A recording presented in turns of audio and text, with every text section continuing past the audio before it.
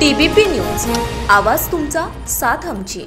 उरुळी देवाची येथील जिल्हा परिषद शाळेतील मुख्याध्यापक आणि शिक्षकांनी एकत्रितपणे संगनमत करून शाळेतील जुन्या लोखंडी खिडक्या तसेच इतर भंगार सामान परस्पर विकले असल्याचे उघडकीस आले असल्याने आज उरुळी देवाची ग्रामस्थांनी शाळेतील हा झालेल्या प्रकारावर पोलिसांनी चौकशी करावी यासाठी ग्रामस्थांनी तक्रार अर्ज दिला आहे। यावेळी उरुळी देवाची गावचे माजी सरपंच तात्यासाहेब भाडळे पाटील, माजी सरपंच लक्ष्मण नेवसे, राष्ट्रवादी युवक काँग्रेसचे पुणे शहर उपाध्यक्ष सनीशेठ शेवाळे, शिवसेना नेते सोमनाथ करे, जय हनुमान मित्रमंडळाचे माजी अध्यक्ष राकेश तांगडे, शिवभक्त कृष्णा बापू ढेरंगे,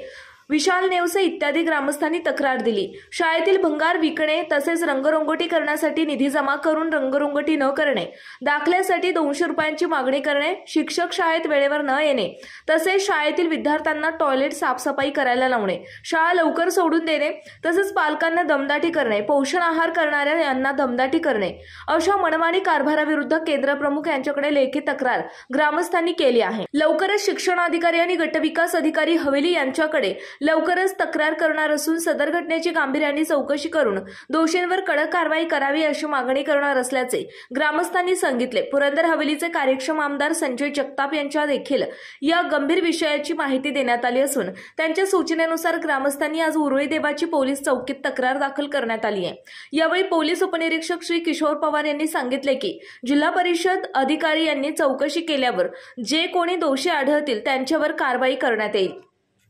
आपल्या भागातील महत्त्वाच्या आणि ताज्या बातम्या पाहण्यासाठी आजच टीबीपी न्यूज चॅनलला यूट्यूबवर सबस्क्राइब करा आणि बेल आयकॉन प्रेस